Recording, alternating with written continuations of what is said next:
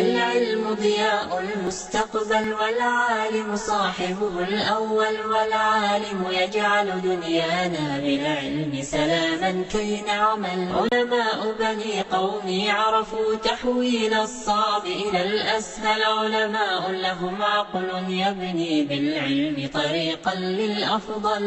قد رحلوا في الفلك العالي في الأرض لهم عقل يرحل قد وفق ربي علماء قد جعلوا دنيانا أجمل. أعوذ بالله من الشيطان الرجيم. بسم الله الرحمن الرحيم. الحمد لله والصلاة والسلام على رسول الله وعلى آله وأصحابه ومن والاه. أما بعد، مشاهدي الكرام أينما كنتم، السلام عليكم ورحمة الله وبركاته.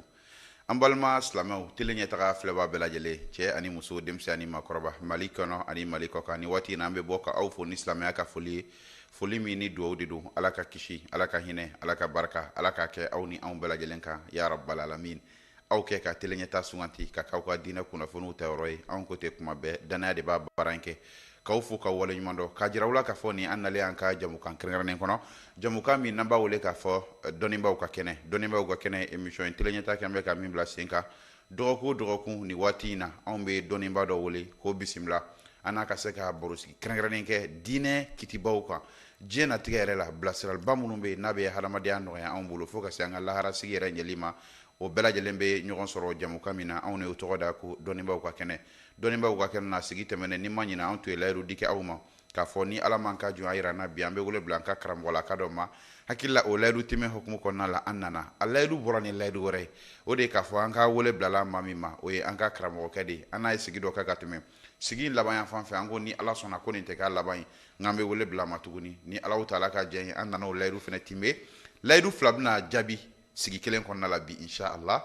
dɔnnibaw ka kɛnɛ kan an ka wele sera karamɔgɔ ma bi o de ye an ka karamɔgɔ n'an ka imamu n'an terikɛ imam Saïd Jonko. Ustaz Saïd Jonko, an n'a ye baro sigiba de kɛ sigi tɛmɛnen kɔnɔ a ma dogo aw la. baro in ka di kosɛbɛ fo waati yɛrɛ balila ka anw minɛ an dabali banna tellement waati ka teli.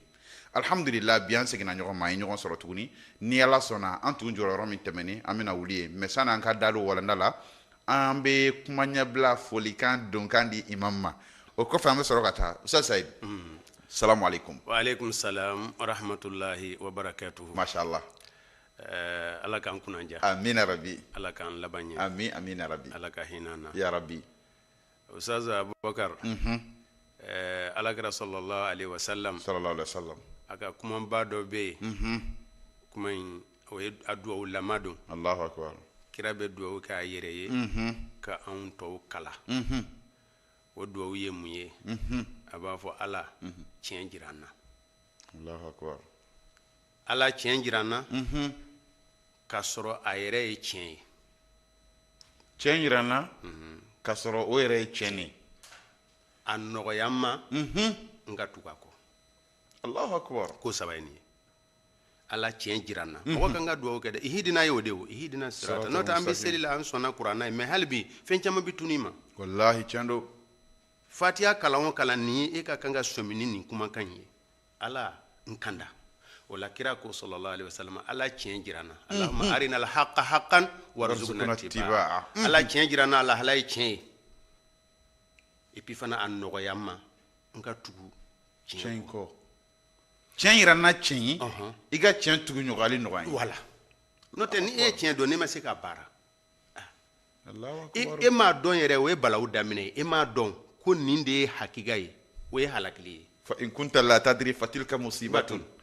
wa in kunta tadri fal musibatu a'zamu. Allahu akbar. ni ma baara kɛ n'a ye. bon côté filanan ala e ka nkalon fana jira an na koyi. a ka sɔrɔ a lahala ye nkalon ye. i n gɛrisɛgɛ n ka se ka mabɔ nkalon in na. nkalon in na. Ya Rabbi. nin kuma in mɔgɔ ka kan ka nin duwawu kɛ. wallahi wallahi tiɲɛ don. o la an ka kuma ɲɛbila ye nin de ye. an ka walanda tɛmɛnen. kosɛbɛ. mɔgɔ dɔ ye alimamu dɔ y'an wele ko kuma taabolo ko est-ce que ko a ma fari wa. ne yɛrɛ fana ye alimamu de ye o. bisimila. ne ye alimamu ye wa n ye misiritigi ye. kosɛbɛ kosɛbɛ. misiri kelen tɛ fila tɛ n bɛ misiri min gestion kɛ a ka ca. a ka ca oui kosɛbɛ. bon n ko tiɲɛna a bɛ se ka kɛ n ko n fililen mais n kɔni ka laɲini ye mɔgɔ k'a dɔn ko a ko bɛ kɛ tan de. kosɛbɛ kɛ. i k'a dɔn ko nin de bɛ yen ni e y'a dɔn ko nin de bɛ yen hali bi i ka dugawu kɛ i ka se k'a labaara a banna ni e y'a dɔn ko nin de man ɲi a misiri ko la awɔ i jija i ka se k'i mabɔ a la o dɔrɔn de don n'o tɛ awɔ mun bɛ yen tele jɔyɔrɔ kibaruya di ye jɔyɔrɔ ye mun ye in nuridu illa al-islah mastatana wa o dɔrɔn ma tawfiki illa billah kosɛbɛ ayiwa o la kuma ɲɛbila ninnu na an tun bɛ ka kuma misiri lahalaw de kan kosɛbɛ bon alimamu an ka karamɔgɔ an ka suyuku u k'a faamuya k'a fɔ ko ye min ye dɔrɔn tiɲɛ yɛrɛ dɔnni yɛrɛ misiri jɔra kun minnu na awɔ an k'olu faamuya ka ɲɛ n'a faamuyala ka ɲɛ an bɛna ye fɛn min ye fili ye a ko la kosɛbɛ an se k'o damajira la an k'o dilan o dɔrɔn don i bɛ se ka dɔ yɛlɛma e tɛ se ka dɔ yɛlɛma siga foyi t'a la ala ka faamuya ɲuman d'a ma amina rabi tumana ka tele ɲɛta a filɛbagaw bɛɛ fo nin kosɛbɛ o kan ka kɛ ayiwa k'i fo ayiwa jɛgɛmɔnɛw fana k'olu fo kosɛbɛ bozo ninnu a sakara ninnu tɔgɔ fɔ émission na sa donc an denw don ka directeur fo awɔ ko a jire awɔ an denw don an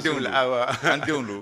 ni ala sɔnna u ka laɲini bɛ sabati dɔɔnin laɲini dɔw b'u la u b'a fɛ ka fara an kan mais an b'a étudier ka ɲɛ inchallah foli daminɛ na sani an ka don bi walanda la jamil an ka walanda tɛmɛnen na bon an balima dɔ y'a lamɛn ko a jala ye misiri ka kan ka hadamadenya ladila kosɛbɛ ale y'o lamɛn a jala ye a y'an tulomangwɛ ni toni tan ye toni tan sima ayi dɛ malo toni tan bɔrɛ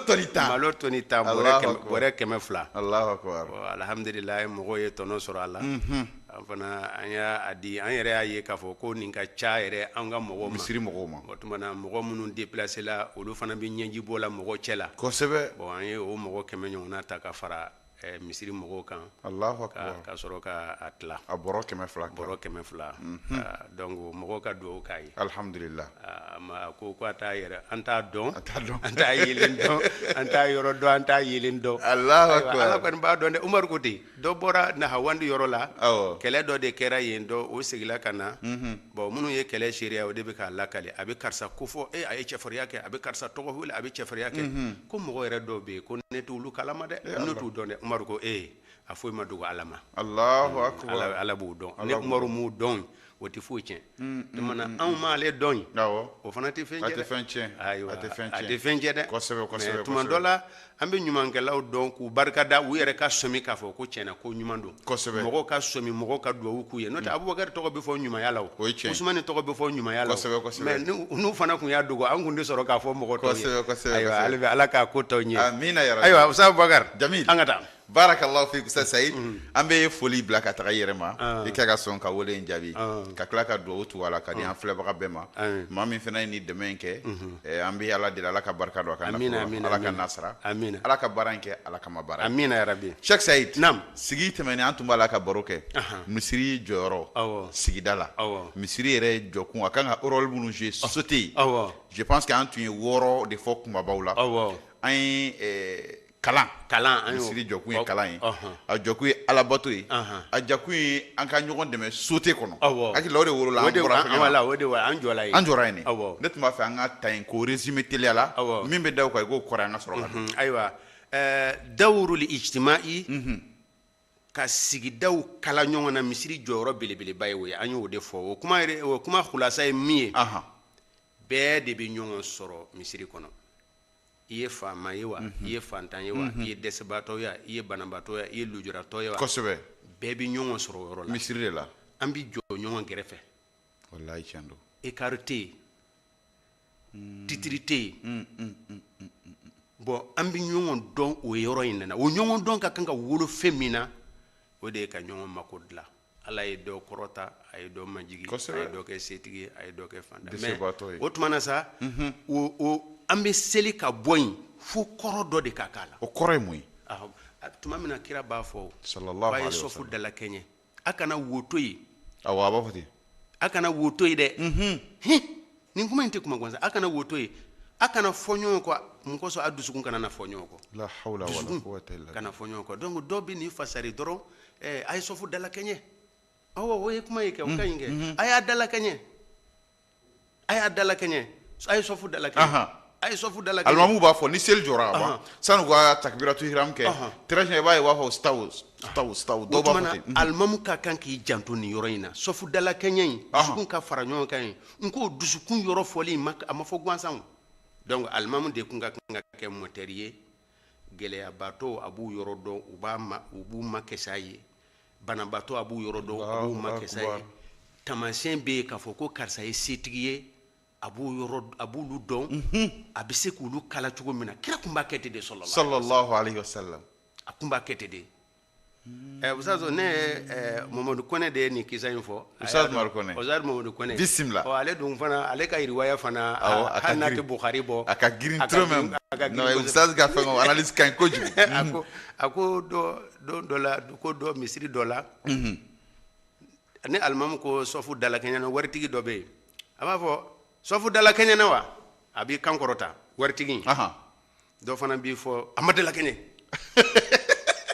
misiri kelen kɔnɔ waritigi dɔ b'i mankan bɔ côté dɔ fɛ sɔfu dalakɛɲɛ na wa dɔ fana bɛ mankan bɔ fɛ a ma dalakɛɲɛ alimamu y'a kɔlɔsi ko fɛn dɔ bɛ yen u ni ɲɔgɔn cɛ problème de bɛ yen a bɛ ko règlement de compte bɛ yen a ye waritigi ɲininka nin ye e ka mun ye de ko n sigiɲɔgɔn don e bɛ deli ka mun bɛ e n'a cɛ de ko tiɲɛna n ka ɲumanya kɔni ka sa maa ma ca k'i t'a jateminɛ ka fɛn dɔ k'a ye wa n'o tɛ nin kuma in tɛ kuma gansan tɛ waritigi in fana y'o faamuya a sina ka taa laja ten bon u nana o kɔfɛ seli a ye sɔfu dalakɛɲɛ a ye sɔfu dalakɛɲɛ a ko waritigi in ko sɔfu dalakɛɲɛ na wa fantankɛni ye kan dɔ ye fa a dalakɛɲɛ na ka ɲɛ sisan de a dalakɛɲɛ mɛnna donc misiri mɔgɔw ka alimamu de nin yɔrɔnin an tɛ nin fɔla mɔgɔ tɔw ye dɛ kosɛbɛ nin ye alimamu ka rôle ye voilà kosɛbɛ ala ka faamuya ɲuman an kun ye fɛn caman fɔ o la Ustaz yan'an ka tɛmɛ yan ɲɔgɔn kama mais tiɲɛ yɛrɛ gɛlɛya dɔ b'a la tuma dɔw la misiriw bɛ misiri la n'i sen yɛrɛ gɛrɛ o y'a dama problème ye dɔw fana b'a gɛrɛ ka dan tɛmɛ kojugu kuma n'a fɔ cogo don bon alimamu kan ka mun de kɛ nin na parce que tiɲɛ yɛrɛ a yɔrɔ dɔw bɛ taw i ya ten de parce que alimamu kɔni jɔtɔ b'a fɔ taw hali kɔfɛ mɔgɔ dɔw t'a dɔn kuma in kɔrɔ ye mun ye bon je ne sais pas an bɛ nin solution cogo di suma dɔ la alimamu fana k'a ka jɔyɔrɔ bila Ustaz n ko walanda in tɛ se ka fɔ ka ban kosɛbɛ kɛ sahaba dɔw tun b'a fɔ la ko alakira sallallahu alaihi wasallam ale bɛ sɔfu fɔlɔ ɲini tuma dɔ la barisabu tuma dɔ la kira b'a bolo maga u la Allahu akbar i m'a ye a bɛ jaba de sɔrɔ ko kira y'a bolo maga nin na ka nin salo bon o la sisan a ye gwɛrɛ e bɛ taa sɔrɔ ne ni e man di kosɛbɛ fɛn dɔ bɛ yen a ka girin ne bolo ne ka turi ka gwɛrɛ e la a ka gɛlɛn mais ni alimamu de nana tɛmɛ ye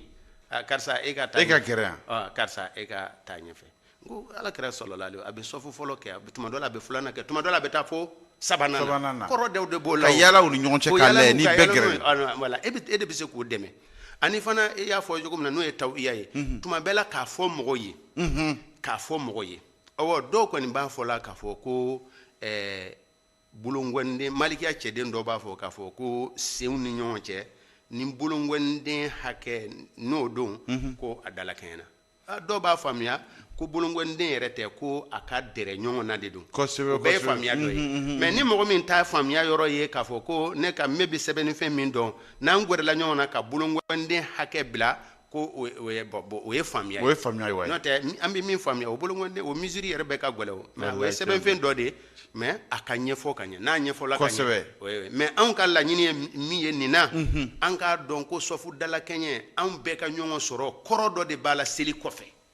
kɔrɔ dɔ de b'a la sigida la kosɛbɛ a ka kan an m'an profiter ka wele bila alimamulakaw ma tuma dɔ la u ka kutuba kɛ ni fɛn ninnu na mɔgɔw bɛ faamuya sɔrɔ sinon kuma caman an bɛ jɔ arabukan bɛ fɔ kɔfɛ mɔgɔw kɔni t'a kɔrɔ yɛrɛ dɔn ça ni problème bɛ alimamu ka yɔrɔ la dɛ kɔfɛ mɔgɔw t'a kɔrɔ dɛ istaw i'tadilu Allahu akbar istaw i'tadilu kɔfɛ mɔgɔw t'a kɔrɔ dɔn c'est ça le problème inchallah bon laysa min alfazi ta'abbudi kumakan dɔ bɛ a laɲini ala bato ye i n'a fɔ subhanallahi f'i k'a fɔ ten de Allahu akbar f'i k'a fɔ ten de mais sɔfu dalakɛɲɛ tɛ alabato kan ye o tuma n'a fɔ bamanankan na a ye gwɛrɛ ɲɔgɔn na a kana wo to a ni ɲɔgɔn cɛ kosɛbɛ a y'a senw gwɛrɛ ɲɔgɔn na a ye tile a ye kamakun gwɛrɛ kamakun na a ye sen dondon gwɛrɛ sen dondon na a ye gwɛrɛ ɲɔgɔn na a kana wo to setana ye a ye gwɛrɛ ɲɔgɔn na a kana wo to ye sababuya la a dusukun kana fɔ ɲɔgɔn kɔ ni bɛ se ka fɔ alfazu ta abudi tɛ la fo nin yɔrɔ in ka fɔ alfazu ta abudi tɛ masha Allah ala k'a ɲɛ ka d'a ma amina arabe tire filɛbagaw an b'o lɔdɔniya k'a fɔ an bɛ dɔnnibaw ka kɛnɛ kan Ustaz Saïd Jongo ka baro ka di nka n'an tora nin thème in kan an b'a walawala fo ka taa waati in ban ayiwa bisimila Sheikh Saïd naam misiri jɔyɔrɔ an y'a dɔn alabato don kalan don sociali adamadenya yɛrɛ ɲɔgɔn minɛ kalali o don dilali don awɔ o kɔfɛ an bɛ se ka mun de sɔrɔ o kɔfɛ dawrul iqtisadi o yɛrɛ bamanankan bɛ fɔ cogo di sɔrɔ ni yiriwa sɔrɔ misiri jɔyɔrɔba de bɛ sɔrɔ yɛrɛ gestion na économie économie pour que mɔgɔw ka faamu voilà voilà e y'a dɔn anw ye minisiri bolo dɔ sigi ko minisiri de économie wa misiri y'o dɔ ye an dɛ bon ne tɛ k'a fɔ ko anw bɛ cogo min na koyi ne bɛ k'a fɔ de alakira sallallahu alaihi wasallam a ka tile la ani sahabaw ka tile la ani diinɛ faamuyalibaw b'a gestion kɛ cogo min na n bɛ ka kuma ni olu de ye muallimul bashariya voilà wa n b'a fɛ alimamu ka o de faamu n'o tɛ n ka sira tɛ ko an bɛ lahala min na dɛ o tɛ an bɛ lahala min na kɔni o yɔrɔ ka jan a la wala sisan bisimila a faamuyala alakira tile la sallallahu alaihi wasallam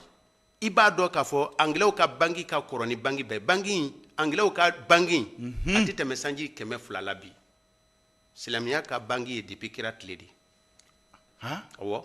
banki min ka kɔrɔ ni banki bɛɛ ye a ye taa économie mɔgɔw ɲininka anglais ka banki de ka kɔrɔ ni banki bɛɛ ye bon n'a si janyana kɔni o ye san 250 ye n'a si janyana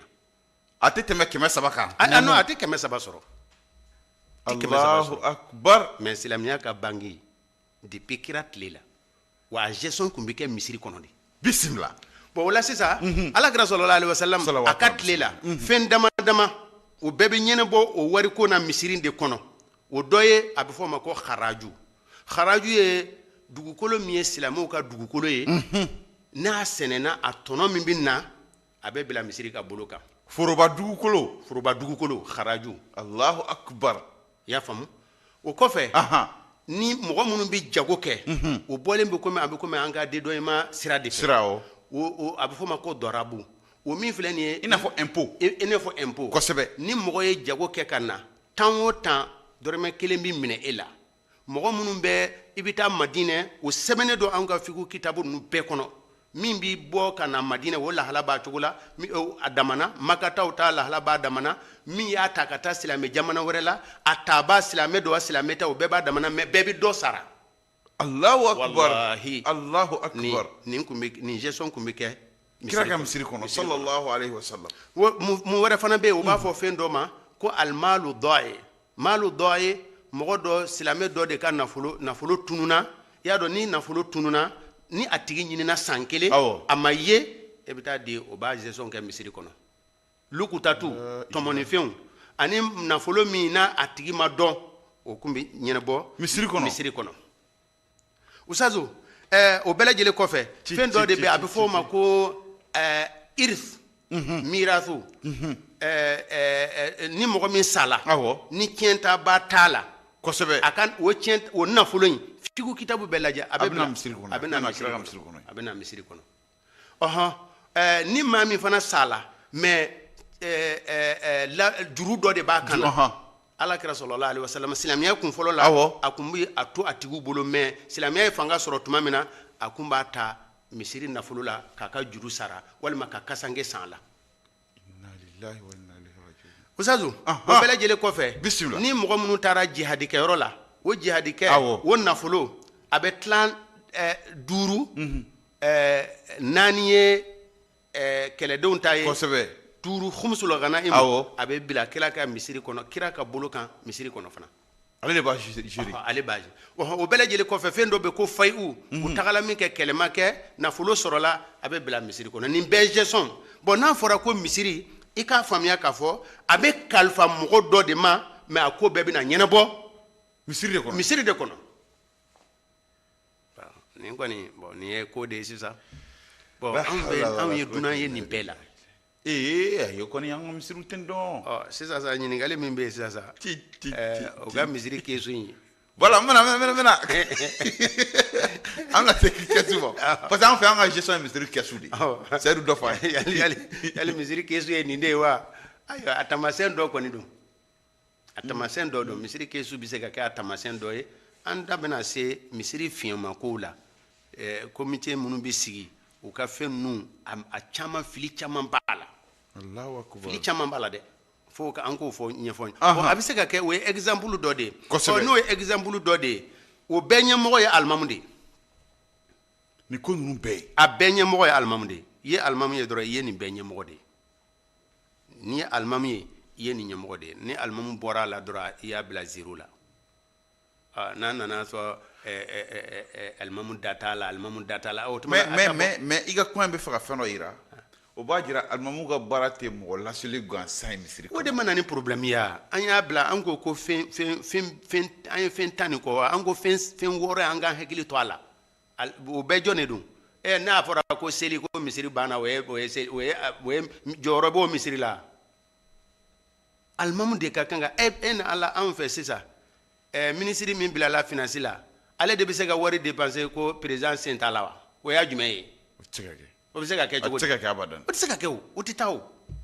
n'a tɛ se ka kɛ tiɲɛ yɛrɛ a tɛ se ka kɛ o tɛ se ka kɛ o ka bɔ bɛ finance la an bɛ wari kɛ gestion cogo min ka di président tɛ fɛn kalama la premier ministre tɛ fɛn kalama la o tɛ ɲɛ o bɛ se ka ɲɛ wa a tɛ ɲɛ alimamu ka kan ka nin kiti dɔn min ye asafu ye alimamu min fana bɛ nin kibariya yɛrɛ kalama haraju kɛcogo usuru kɛcogo mirasu min bɛ kɛ o kɛcogo dɔmanatu bɛ kɛcogo dɔrabu bɛ kɛcogo fayi u nafolo bɛ kɛcogo humusulaganayimu kɛcogo a ti alimamu yɛrɛ tuloma don nin na yɛrɛ i ye kuma dɔ fɔ an ka sigi tɛmɛnen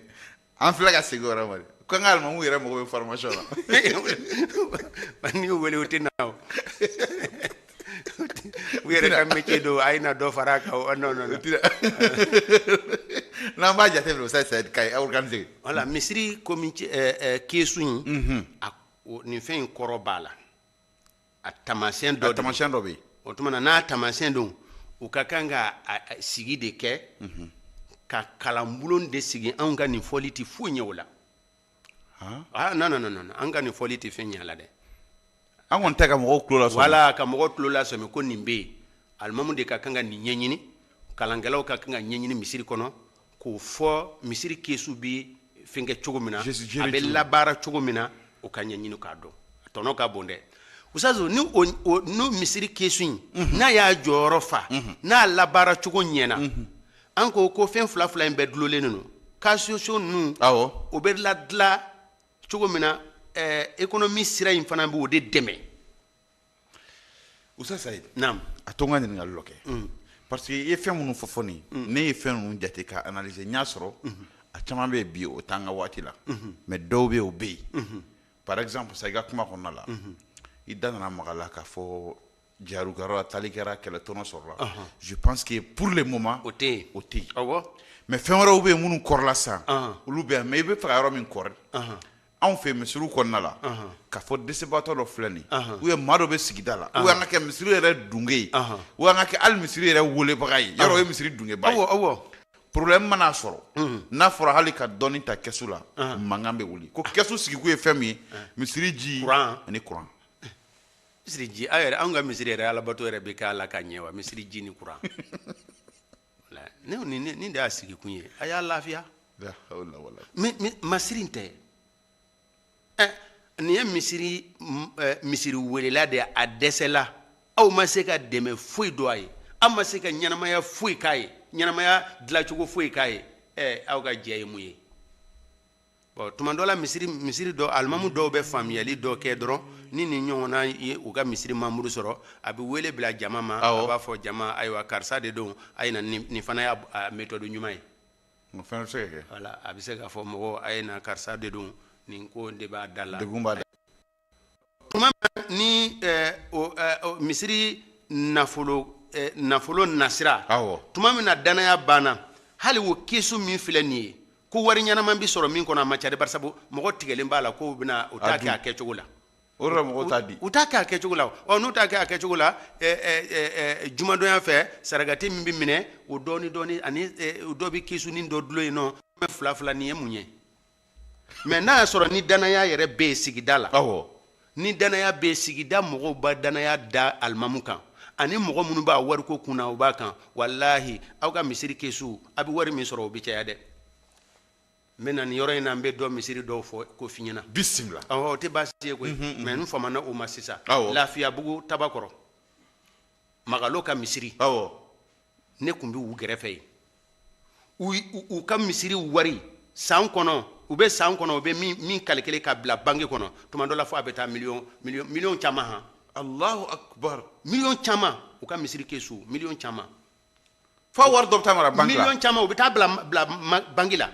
ni gɛlɛya nana u taa magala magalo ka misiri u tulo bɛ ne kan na o tuma na ni ko dɔ bɛ dilan misiri la wari bi ka kan ka labɔ cogo min na o dɔnna u bɛ ɲɔgɔn ye cogo min na o dɔnna wari bi tirer ka bila baara min na fana o dɔnnen don mɔgɔw ye danaya da u la u bɛ wari di de min ni jumadon dɔrɔmɛ fila tɛ kelen ye ninnu exemple ma ca la ilaha illallah ayiwa an ka taa Ustaz Sayidu waati kun fɔlɔ yɛrɛ bala awɔ an bɛ télé filɛbagaw fo u yɔrɔ kana jan inchallah sɛgɛnnafiɲɛbɔ kɔfɛ an bɛ segin ka na ni Ala jɛra ayiwa bisimila العلم ضياء المستقبل والعالم صاحبه الأول والعالم يجعل دنيانا بالعلم سلاما كي نعمل فالعلماء لهم عقل يبني بالعلم طريقا للأفضل قد رحلوا في الفلك العالي في الأرض لهم عقل يرحل قد وفق ربي علماء قد جعلوا دنيانا أجمل العلم ضياء المستقبل والعالم صاحبه الأول والعالم يجعل دنيانا بالعلم سلاما كي نعمل علماء بني قومي عرفوا تحويل الصعب إلى الأسهل علماء لهم عقل يبني بالعلم طريقا للأفضل قد رحلوا في الفلك العالي في الأرض لهم عقل يرحل قد وفق ربي علماء قد جعلوا دنيانا أجمل الحمد لله رب العالمين أم بالما تلين يتغافل بغاو أم بي أوفو كوالا مالو سنغاني واتي أو كيكا تلين يتاسونغانتي كاكاوكا دينيو كنا فنو تيروي فوليني تنوني أمبو دي أوما أمبا جراو لا كامبي دوني باوكا كنلا بي برو كادي كوسبه وسال سيد جونغو أنا لدي برو سيجلا wati tu yansoro Said anga na tamba perdi tukuni me anga tani kuma ne dondoni ne kon mena nga kuma doga mu ngoso nga chama mebulu antu mega kuma misiri joro kan misiri kan oral munu je sigidala an labana kana economy fan fela la ye kabako kuma chama fo mba jiga ka fo almamu be tatatanna adola me formation créer ko il faut na nga ke dondoni ko be nyana bo inshallah ambe wole bla mo do ma akko kan organiser chugumi anga jate mena nyonga fe ka sigi kale ka formation abe no boko inshallah abe no bo da wara nga taka economy ko fe misiri joro e mu sigidala hal sisa aywa donc ni yoro na sisa joro belebele ba fula de be kɔfɛ sisan an ye jɔyɔrɔ naani ɲɔgɔn an ye naani fɔ effectivement kalan alabato sigida la ɲɔgɔn minɛ ani sɔrɔ ani yiriwa bon an bɛna don min na o ye dawrul qada'i ani wa dawru siyasi u fila nɔrɔlen don ɲɔgɔn na kosɛbɛ kosɛbɛ misiri jɔyɔrɔ nin na kuma dɔw yɛrɛ ni e da sera ma a bɛ komi diɲɛ bɛ ɲini ka wuli n'i ye politiki ko n'i ko ko politiki mu politiki la o kɔni mo politiki kɔni bɛ mɔgɔ dugu ci de kosɛbɛ Allahu akbar o sazo nin fɛn fila ye u nɔrɔlen don ɲɔgɔn na kosɛbɛ dawrul qada'i kiiri kosɛbɛ misiri jɔyɔrɔ dɔ kun belebeleba dɔ o ye kiiri ye kiiri tigɛw n'a ka di ye ministre de la justice awɔ wa misiri ye o ye silamɛya la misiri tun ye gouvernement de dɔrɔn nɛmu rasulu tilala misiri bɛ komi gouvernement ma ayiwa oui bon nin jɔyɔrɔnin an tɛna perese nin na dɛ très bien a kelen yɛrɛ pewu wagati t'an labɔ k'o fɔ bisimila alakira sallallahu alaihi wasallam salawatu rabbi salamu alayhi ale kun bɛ nin bɛɛ kɛ misiri kɔnɔ kiiriw kun bɛ tigɛ misiri kɔnɔ de tamansenin dɔ bɛ an ka alimamu na a dɔw la sabu n'a fɔra ko e ye alimamu ye bon problème caman bɛ na i b'o a bɛna f'i ye oui kosɛbɛ kosɛbɛ cɛ ni muso cɛ fa ni denw cɛ sigi yɛrɛ lahalaw la kosɛbɛ e bɛ alimamu karamɔgɔ alimamu bɛ baara la kosɛbɛ o b'o caman dilan a tɛ se tribunal la bon sisan nin yɔrɔ la dawurul qada'i na kiiri yɛrɛ k'a dalakɛɲɛ k'a ɲɛ k'a jɔsenw sabati i y'a dɔn alakira sallallahu alaihi wasallam a bɛ kumakanw fɔ ka kɛwalew de kɛ a bɛ taa kɔ de kosɛbɛ paratigi de fɛ umaru nana umaru y'a dalakɛɲɛ ka ɲɛ umaru y'a dalakɛɲɛ ka ɲɛ alakira sallallahu alaihi wasallam a ka misiri la n'a ye litikɛfu kɛ a bɛ da yɔrɔ min na a bɛ ne donna sisan arawuda la côté dɔ la a sɛbɛnnen don ko ustuwanatu sarir ustuwana sarir o sɛbɛnnen don arawuda fan fɛ i bɛ poto dɔ ye ko ustuwanatu sarir sarir ye o dilan o dayɔrɔ ye mais o yɔrɔ kelen na i b'a sɛbɛnnen ye ko ustuwanatul wufud Allahu akbar nin bɛ arawuda kɔnɔ wufudu ye dunanw ni diɲɛ mɔgɔbaw bɛ na ni fɛnkɛw bɛ na c'est comme cadre diplomatiques a b'olu kunbɛn yɔrɔ min na ala sa la hawla wala quwwata illa billah an ka ɲɛji bɔ ka ca Allahumma salli wa sallim ala rasulillah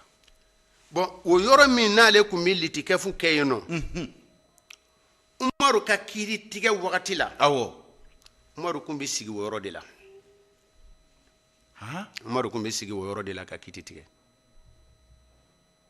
umaru kun bɛ a ka kadaw kɛ o yɔrɔ la a b'a yɛrɛ sɔmi i sigilen o yɔrɔ la mètre dama dama alakira sallallahu alaihi wasallam ka kaburu way kosɛbɛ ani kaburu man jan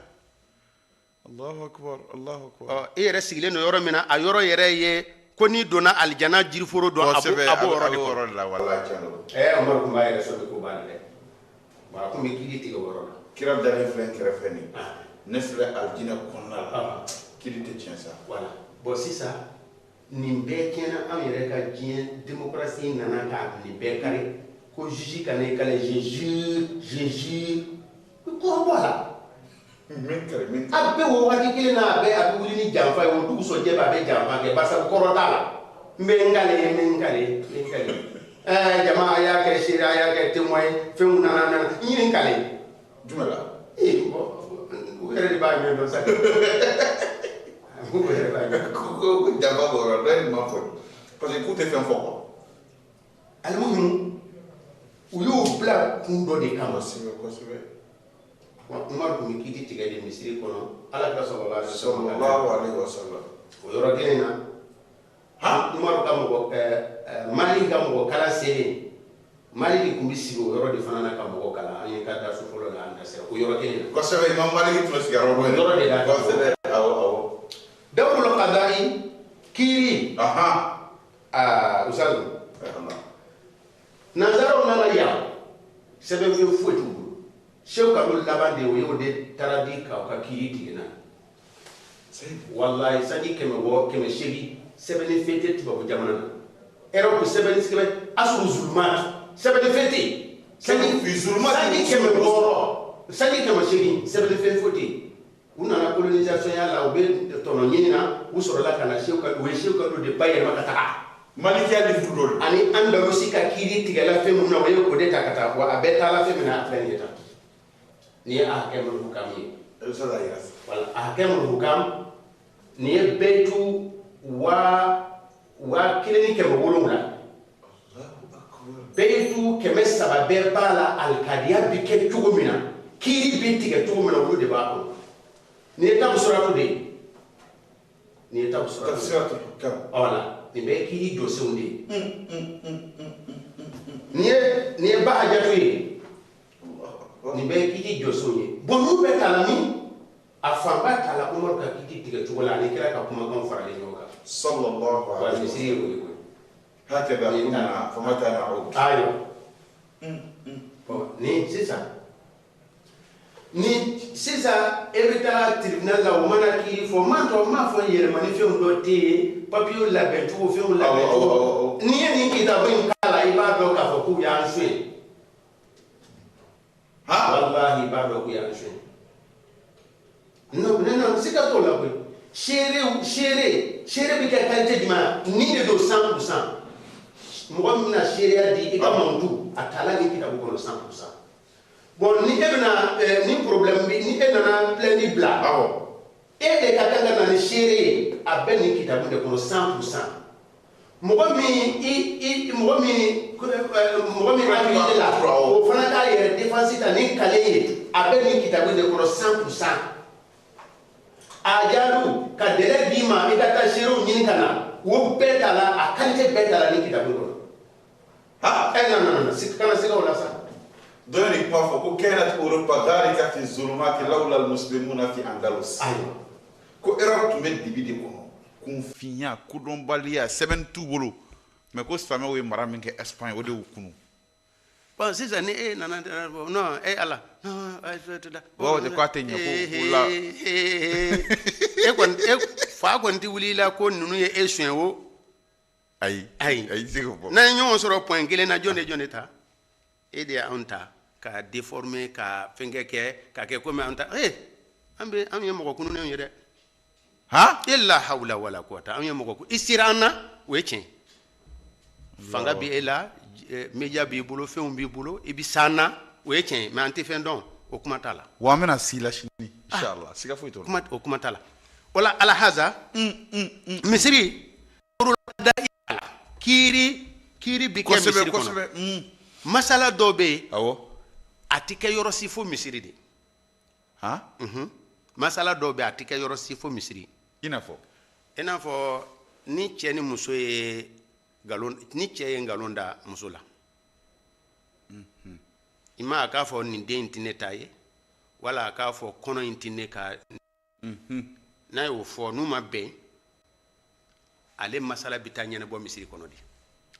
de so kɔnɔ kuma tɛ li anu tɛ se ka kɛ yɔrɔ si ale kiiti tɛ se ka tigɛ yɔrɔ si fo misiri kɔnɔ ayi ale kiiti bi tigɛ misiri kɔnɔ de o tuma na sa o bɛ na suratu nuri y'o lakali cogo min na n'u nana misiri kɔnɔ alimamu bi jɔ yɔrɔ min na et puis fana sisan n'an bɛ Bamako de an bɛ taa misiri ba de la misiri fitinin a tɛ kɛ misiri fitinin an bɛ taa misiri ba la misiri ba la alimamu bi jɔ yɔrɔ min na cɛ de bɛ wuli k'i jɔ yɔrɔ la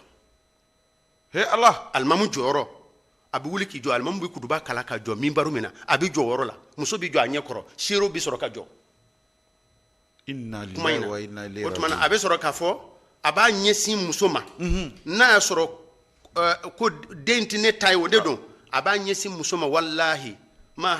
haza alhamdu minni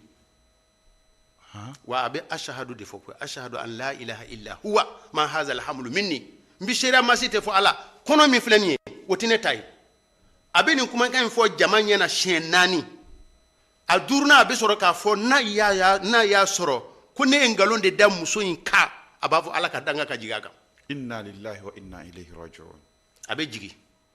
muso bɛ yɛlɛ ale place la alimamu k'o jɔyɔrɔ in na a fana b'a fɔ a b'a ɲɛsin cɛ ma ko nin kɔnɔ in a bɛ seereya ni la ilaha illa Allah nin kɔnɔ in ye cɛ in ta de a b'o fɔ siɲɛ 4 a 5nan a b'a fɔ n'a y'a sɔrɔ cɛ de ye cɛntigi ye ko ala ka funu ala ka dimi o ka jigin a kan nin bɛ kɛ min usazu masjid fil masjid nin bɛ kɛ fil masjid nin kiiti bɔ ɲɔgɔn caman bɛ yen jɔyɔrɔ bɛ misiri la nin bɛ kɛ misiri de kɔnɔ ja ni ma sera kuma ɲɛ n b'a fɔ n k'an ka misiriw tununa parce que fɛn dɔw filɛ ka fɔ sisan usa tiɲɛ yɛrɛ la dɛ a tolen bɛ livre kɔnɔna dɔrɔn ma sinon an t'a taamasiyɛn foyi ye misiriw la tuguni a tɛ yen ɲɔgɔn dɛmɛ min bɛ yen n'o fɔ an bɛ ɲɔgɔn dɛmɛ min na misiri la dɔ ye wuli ka jɔ fitiri kɔfɛ n ye taamaden sira janyana ma n dɛsɛra a ye ɲɛ ma an ma dumuni tobi bi ordonnance filɛ n bolo o n'a ɲɔgɔn ma m'o de bon hali o yɛrɛ fɛnɛ o caman yɛrɛ tɛ cɛntigi yɛrɛ la ilaha illallah muhammadar rasul dawrul qada'i kiiri ko fitinin tɛ dɛ i b'a dɔn kiiritigɛla min bɛ taa nin kɛ misiri kɔnɔ a bɛ sɔmi ni ko min ye o o ni ko tɔ tɛ kelen o de kosɔn fili ma caya silamɛya ka kiituw la Allahu akbar. fili ma caya ka Silamɛya sababu kiituw la, wayi. kɛ olu b'a kɛ forme min kɔnɔ a ka girin N sigilen bɛ misiri de kɔnɔ. misiri de kɔnɔ Alahu taala ka yɔrɔ kɛrɛnkɛrɛnnen. ala ka yɔrɔ kɛrɛnkɛrɛnnen Kiti nana d'i ma. kiiti nana d'i ma I nɔ. n bɛna ɲɛfɔ ye I nɔ. Et puis a ka ca i b'a sɔrɔ u bɛ seliji ta ka tila ka sigi. Aha. A yɛrɛ man ca. dawurul qada'i o kɔni o kuma kɔni tɛ yen an fɛ bilen Wayi. o misiri kɔni Démission na ka bɔ. a datugula o da la pewu Kiti ko la tiɲɛ a yɛrɛ la. datugula o da la pewu Misiri yɛrɛ bɛ ka ɲɔgɔn wele kiti la. voilà Kalaba se yɔrɔ la. ni fana ni ye ɲɛji bɔ ko belebeleba ye Wayi. bawo alimamu a tɛ se an bɛ ala tando alimamu caman bɛ yen u bɛ jɔyɔrɔba kɛ hali n'a ma kɛ misiri kɔnɔ Awɔ. u ye misiri ye alimamu ye o kosɔn o bɛ fɛn caman kunbɛn a tɛ se tribunal ma dɛ Wallahi o ye tiɲɛ. An k'o yɔrɔ fɛnɛ fɔ. Sɔhi sigida la vraiment an ka alimamu b'o kɛ. o bɛ fɛn caman kunbɛn a tɛ se tribunal la Kote alimamu yɛrɛ y'a da don a la. mais i b'a dɔn o yɔrɔ o fana fiɲɛ ye mun ye Bisimila. alimamu minnu b'o kɛ olu base yɔrɔ ye suluhu de ye a ko bɛ se ka dilan cogo min na Awɔ. o ka ɲi o mais e ma nin kitabu in bayitu ba kelen ni kɛmɛ wolonwula in bayitu ba kelen ni kɛmɛ wolonwula in Awɔ. bayitu kɛmɛ saba ɲɔgɔnna de ye kiiri tigɛ cogo ye Kosɛbɛ. o tuma a tɔ ye bayitu joli ye 1400. o ba kelen ni kɛmɛ naani bɛɛ ye exemple de ye misaliya di de don Ha? awɔ wa misaliya bɛɛ de b'a kɔnɔ Usa kitabu in. bonda bɛɛ misaliya de b'a kɔnɔ Allahu nin ye akbar. tilali bonda de ye b'a bolo kisima n'i ye bonda o bonda dayɛlɛ a bonda bɛɛ de b'a kɔnɔ gɛlɛya cɛ ni muso cɛ n'a furu sala bonda bɛɛ de b'a kɔnɔ cɛ ni muso cɛ ka ɲɔgɔn sɔsɔ nafakatu i bɛ musaka min kɛ muso ye o bonda ye nin ye a bɛɛ misaliya de b'a kɔnɔ o tuma na sa anw ta alimamu ninnu ta fiɲɛ ye mun ye a bilala alimamuya la Kosɛbɛ. a yɛrɛ ma kuranna dafa a yɛrɛ ma se sabila kuma bɛ nin ko ninnu dɔɔni ma o tuma na fili bɛ se ka kɛ ale bɛna mɔgɔ bɛna u dama kɛse a ye dɔrɔn a yɛrɛ ka kunkolo la Analyse personnelle. wala a bɛ se ka Faamuya b'a la, a b'a fɔ a bɛ se dɔrɔn. ka kɛlɛ in kunbɛn ni min ye a b'o de ɲɛɲini dɔrɔn Mais sini a bɛ wuli ni Ala ma fara an kan. mais n k'a dɔn sariya yɛrɛ minɛ kɔnɔ nin ta de ye tiɲɛ ye nin jo t'a la yin o sira si t'a bolo Allahu akbar. Allahu akbar. o sira si t'a bolo barisa a m'a dɔn a ma fɔ a ye a tulo ma don a la o la sisan jatigɛ ko ba Bisimila. a bɛ nin kitabu in daminɛ na ten o ye kira ka kumakan ye ko Kosɛbɛ. alikadi ye mɔgɔ saba de Kiiritigɛla ye maa 3 ye. maa saba de Bisimila Usa Sayid. mɔgɔ 2 bɛ jahanama kɔnɔ La hawla wala quwwata illa billah. kelen pe de bɛ taa alijana na Ala kan y'o la ya Rabb. min mɔgɔ 2 min bɛ jahanama kɔnɔ min ma kiiri cogoya dɔn ka sɔrɔ ka kiiri tigɛ a m'a dɔn a ye kiiri tigɛ ko a bɛ jahanama kɔnɔ E m'a ɲɛɲini yɛrɛ ye kiiri tigɛ. filanan a y'a dɔn mais a ma baara kɛ ni Dɔɔni ye. dɔnni ye a bɛ cogo min na a ma baara kɛ n'o ye sababu dɔw kosɔn i n'a fɔ an ka awɔ. wagati na Awɔ. surafɛnw ni burandiyaw Intérêts ni intérêts ni fɛn dɔnbagayaw. kɛlaw k'o fana bɛ jahanama kɔnɔ O ka ca yan koyi. ɔ sabanan maa min ye kiiri dɔn ka baara kɛ ni a ka dɔnnifɛn ye kiiri kɔnɔ o kelen tɛ de bɛ taa alijana kɔnɔ Ala k'an o tuma na alimamu E dun bɛ kiiritigɛ la kuma bɛɛ. e bɛ kiiritigɛ la tuma bɛɛ i ye dɔ tɔɲɔ ka di dɔ ma ko i ye dilali kɛ La ilaha i ye dɔ ka hakɛ minɛ ka di dɔ ma k'e ye dilali kɛ an bɛ formation kɛ. A ye formation bɛ kɛ Bamakɔ yan.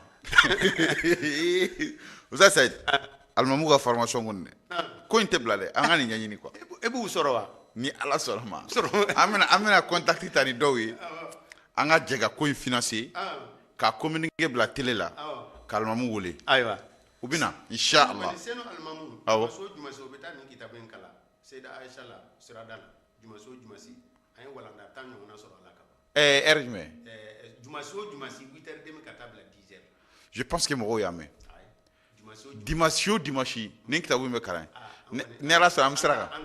n'an bɛ sira kan mɔgɔ min nana fo n'a ye groupe wɛrɛ former nin groupe minnu kɔni bɛ yen olu taara a y'anw ka groupe former an bɛ na la hawla wala quwwata illa billah bon idan alimamu ni mɔgɔ nana e fɛ awɔ ko den n'a fa de kɛlɛlen don sigiɲɔgɔn de bilalen don ɲɔgɔn na cɛ ni muso de bilalen don ɲɔgɔn na e ka sigida la u ma na gansan dɛ ni misiri in e y'o alimamu de ye walima i y'an ka sigida karamɔgɔ de ye kosɛbɛ o de kama u nana i fɛ yen wa i kana fɔ k'a fɛn bari ɲɔgɔn na i kɔni ka hami ye u bɛ se ka taa so cogo min na n bɛ se ka kɛlɛ kunbɛn cogo min na i ka hami o ye e m'a dɔn dɛ la ilaha illallah muhammadu rasulullah ala ka faamuya ɲuman amin sisan nin yɔrɔ in na an bɛ kuma kundala surunya k'a fɔ ko misiri ka da i de don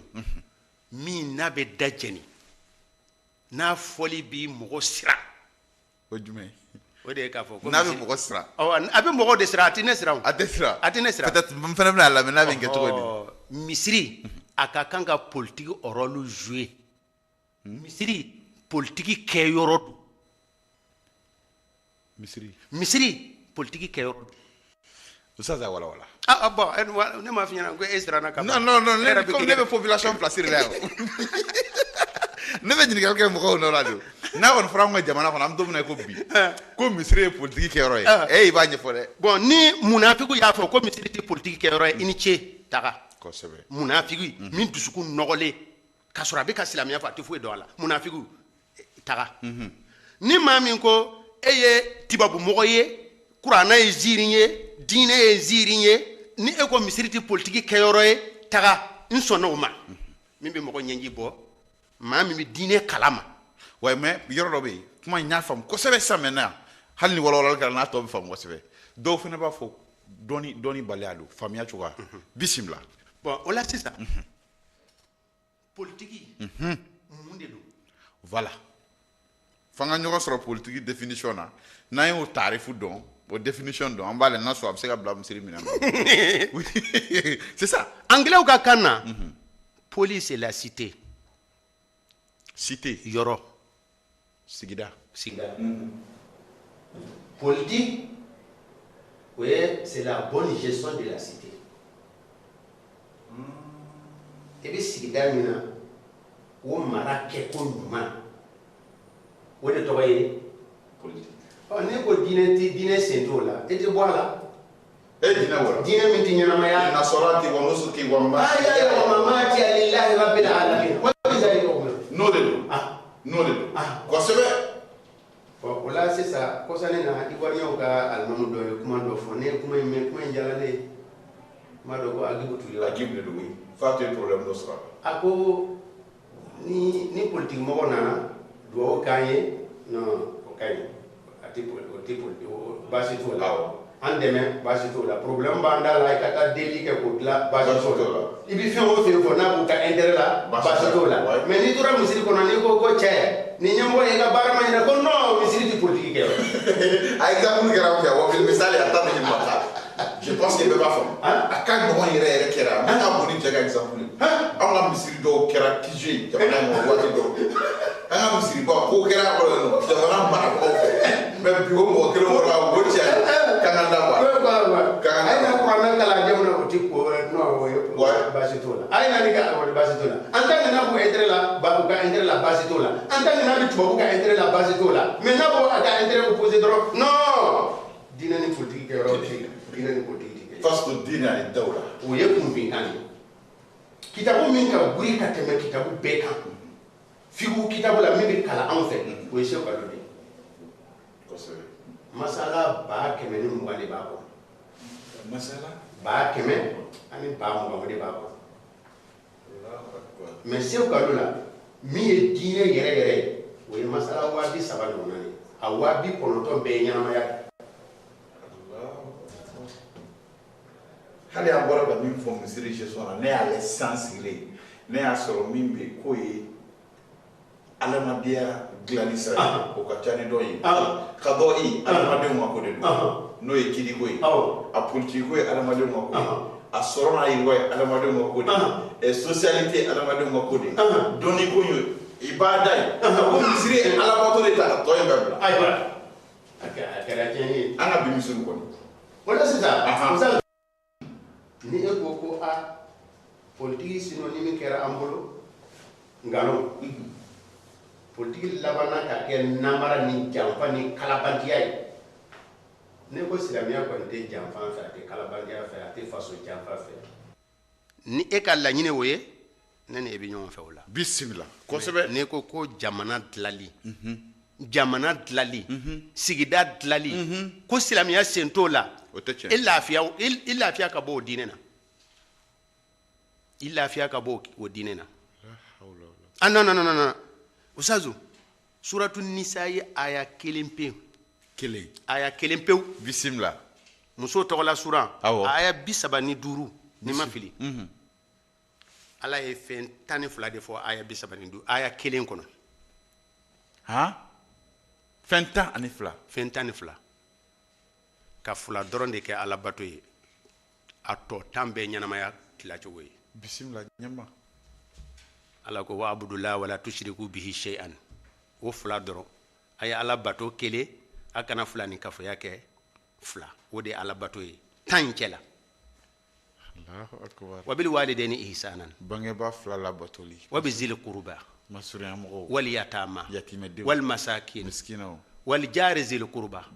wal jari al junubi wa sahibu bil janbi wa bin sabili wa ma malakat aymanukum aymanukum inna la yuhibbu man kana mukhtalan fakhura kani ayan lajɛ tan fula ina fula dɔrɔn de ala bato ye kelen fula dɔrɔn a tɔ bɛɛ ɲɛnamaya dilali de mais o tan ni fula in cɛla yɔrɔ min ko i ye mara kɛ cogo min na i k'o ta ban i k'o kelen ta tan ni fula in cɛla a taara kuncɛ ni o de ye tan ni fula in taara kuncɛ ni wallahi wa ma malakat aymanukum mara kɛra cogo jumɛn bon ne taara fasari dɔw bɛ se ka fasari ko jɔn de don walima fɛnkɛ de don cɛ mara kɔrɔ ka gurin koyi bon sisan Bukhari ka hadisa dɔ kalankɛla min ko k'i t'o kalama i b'a dɔn Ustaz Abubakar an ka wagati laban ninnu na ala ni ce kitabuba 6 bɛɛ bɛ denmisɛnninw bolo ka yala a bɛ bi ne ko bon Bayhaqi m'o ye Nasa'i m'o ye mais ma Bukhari kibaruya mɛn kɔni wa a b'o de kɔnɔ babul imarati b'o kɔnɔ ɲɛmɔgɔya bɛ kɛ cogo min na o b'a kɔnɔ ye mais n mako bɛ hadisa min na Bukhari la ko kanat banu Israil tasusuhum al-anbiya kanat banu Israil tasusuhum al-anbiya ko bani Israilakaw u ka nabi ɲumanw de ye u ka ko dilabaw ye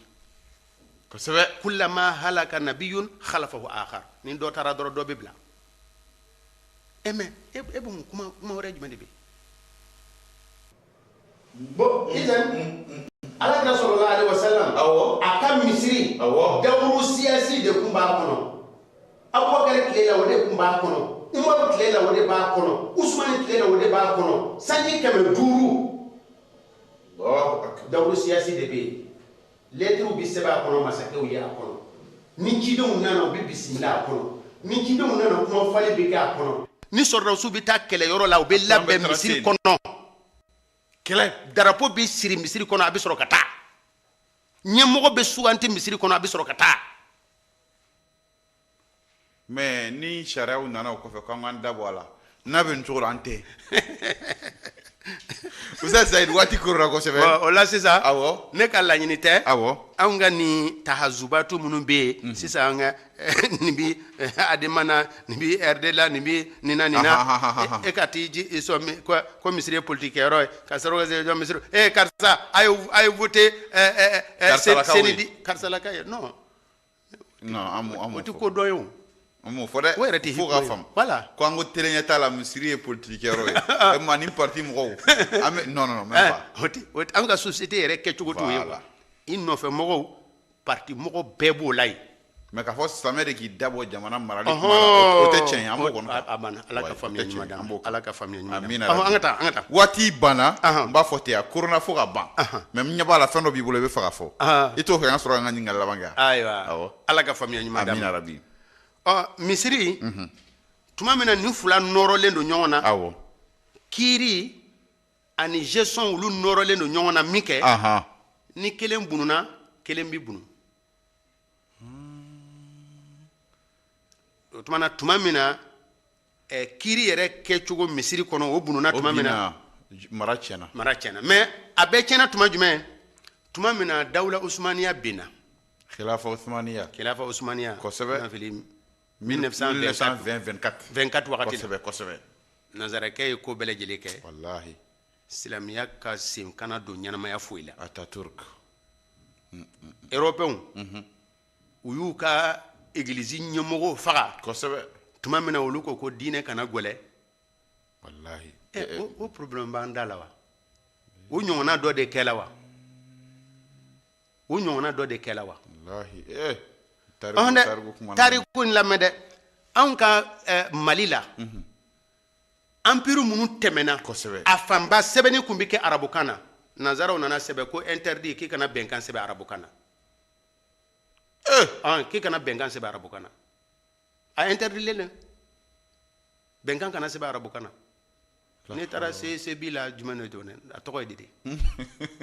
ne taara a fɔlɔfɔlɔ la français filanan anglais sabanan portugal ka taa arabukan sɛbɛn fo laban na dugu min kutuba 1000 bi sɛbɛn fɔ mali kɔnɔ e bɛ taa o sɛbɛn laban na o bɛɛ bɛ kɛ arabukan na tubabu bɛ ko in kɔrɔ koyi tubabu bɛ ko in kɔrɔ a ko jeli a bɛ kɛnɛ kan bon alikadiso min kun bɛ madinɛ nanzaraw sera an na min kɛ o y'o ci u ni alhaji umaru tila ɲɔgɔn na u nana min kɛ u y'a alikadiso hali min kun bɛ Tombouctou u y'a bɛɛ interdit depuis o kɛra dɔrɔn donc diinɛ kɔni ta e kɔni o tuma na an bɛ nanzara bon an ma ban koyi walima fana de ala ka faamuya ɲuman di amina rabi i b'a fɛ ka mun fɔ e ye kuma minnu fɔ nin ne kabakoya o waati kelen jamana in kɔnɔ an y'a mɛn ko alimamu tɛ baara la kabako kumaw filɛ nin sa i tɛ dakuru ɲɛ kelen na ma an ka walan in ayiwa bon olu ye sisan u b'a fɔ ko anw ti ɲɛnamaya ladila la o b'o de fɔ la kuma ɲɔgɔnna ye a ɲɔgɔnna nkalon tɛ yen n lamɛn ha ne senikaw tɛ ne kalama o mais ne ka kɔlɔn n ye sababu kɛ ka kɔlɔn min segin Senu a bɛ kɔlɔn 13 bɔ mais man t'an sara dugutigi la o Allahu akbar sisan anw sababuya la château bɛ ka segin a bɛ ɲini ka taa château 20 na an m'an sara mairie la o demande kɔni bɛ se ka kɛ k'u ka autorisation di k'a ka kɛ bon an bɛ alimamu an bɛ wele fɛn jumɛn na problème joli la an b'a dilan a tɛ taa yɔrɔ si bilahi a bɛ kɛ bɛna ye non ko anw tɛ jɔyɔrɔ la an tɛ jɔyɔrɔ la kalo sara ta de la kɛ an tɛ jɔyɔrɔ la kalo sara ta la n'o tɛ ne ko an tɛ ka jamana dilan i ye nkalon tigɛ alimamu ka kumakan bi maa dama min dusu faga dan t'o la koyi n'a bɛ kɛlɛ dabila n'a bɛ yafa a balima ma k'a sɔrɔ marifa ma ci Oustaz an ka taa waati banna kumakan laban Oustaz waati banna pewu u ye carton rouge jira an na fo siyɛn caman an b'a ɲini alimamu fɛ misiri jɔyɔrɔw a bɛ belebeleba 10 ni kɔ bɔ an kɔni ye 6 kunbaba de lakale u k'a ɲini k'a kalan u bɛ se ka min labaara a bɛ ɲini u fɛ u k'o labaara u ka misiri kɔnɔ kuma ye o de ye ala k'an kunnaja amina rabi ala ka hinɛ an na amina rabi an bɛ gɛlɛya min kɔnɔ jamana in na ala ka na ni sababu ɲuman ye min b'a dilan amina ya rabi ala k'a to an ka ɲinɛ an ka gɛlɛya kɔrɔ ya rabbal alamin ala k'an kɔrɔta diɲɛ bɛɛ kan amina ya rabbi ala k'an kɔrɔta diɲɛ bɛɛ kan amina ya rabbi fitinɛ in ala ka ji suma suru a bɛɛ la amina ya rabbal alamin fitinɛ in ala ka ji suma suru a bɛɛ la amina ala k'a to an ka ɲɔgɔn faamuya ka ɲɔgɔn minɛ ka jamana in baara a ka jan daw fɔlɔ la bɛɛ lajɛlen anw ka dunan ye u boyila ka bɔ maliba in na cogo min na ala k'a to an ka segin o cogo la mɔgɔ kana na hɛrɛ ɲini an fɛ subhanaka allahumma wa bihamdika nashhadu an la ilaha illa anta nastaghfiruka wa natubu ilayk barakallahu fik jazakallahu khairan an balima tileɲɛ taga filɛbaw an bɛ aw fo ka aw waleɲuman dɔn waati kɔni banna pepepewu ambe Oustaz Saïd fo wati mana ban cogo cogo ka foli kan kengeren ndi halima aw yere ka foli kan mi antenya na ante senga tele nyata ka équipe de technique cameraman Sony monteur programmeur amba bela jelen fo doni bago kenen kan yala man ka juan irana do ko wara ni wati kilina ana ma wara bismillah hada wa sallallahu ala nabina muhammad wassalamu alaikum wa rahmatullahi wa barakatuh. العلم ضياء المستقبل والعالم صاحبه الأول والعالم يجعل دنيانا بالعلم سلاما كي نعمل فالعلماء لهم عقل يبني بالعلم طريقا للأفضل قد رحلوا في الفلك العالي في الأرض لهم عقل يرحل قد وفق ربي علماء قد جعلوا دنيانا أجمل.